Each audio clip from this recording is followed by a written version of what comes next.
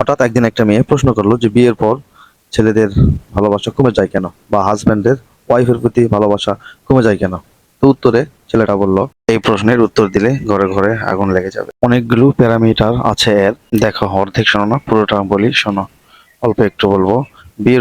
বিয়ের পর হাজবেন্ডদের বইয়ের প্রতি ভালোবাসা কমার প্রথম কারণ হচ্ছে জবান। একটা ছেলে মানুষ সবচেয়ে বেশি অপছন্দ করে কথা বলতে ও কথা শুনতে, আর সেই জায়গায় মেয়েদের মহান কৃতিত্ব তো রয়েছেই। একবার অটোমেটিক মেশিন চালিয়ে দিলে নন স্টপ ভাবে 72 ঘন্টা সার্ভিস দিবে, কোনো প্রকার চার্জ ছাড়াই, মানে অটোমেটিক চলতেই থাকবে। নাম্বার টু, খোঁচা দেওয়া, রেফারেন্স টানা। অমুক তারিখে এ হয়েছিল, অমুক তারিখে ও হয়েছিল, এইটার পর এইটা করেছিল, ওইটার পর ও করেছিল, এই যে একটা রেফারেন্স টানা। তুমি যতবার পুরনো কথা টানবে, এইটার পর ওইটা হয়েছিল, ওইটার পরে এইটা হয়েছিল, তুমি ততবার তোমার স্বামী তোমার কাছে সংকুচিত হবে।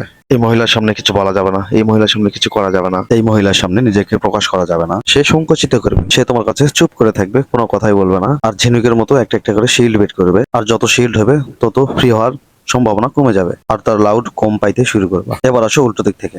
উল্টো দিক থেকে বিয়ের আগের সিচুয়েশন বিয়ের পর থাকে না।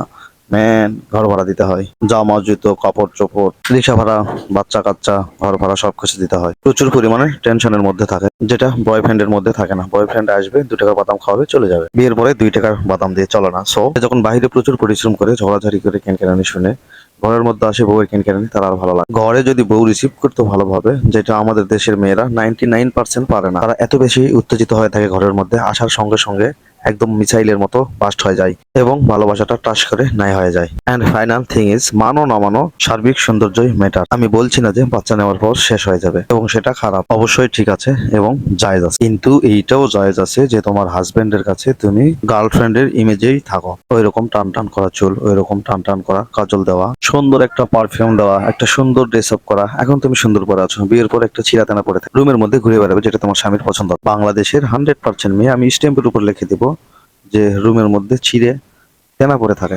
হাজার হাজার টাকার কাপড়, মানে চোখে যে তাও করে রাখা আছে, সেটা পরবে না। সেটা পরবে কার জন্য? বাইরের লোক দেখানোর জন্য পরবে। আর এ তোমার জন্য জরুরি সবচেয়ে বেশি তোমার হাজবেন্ড।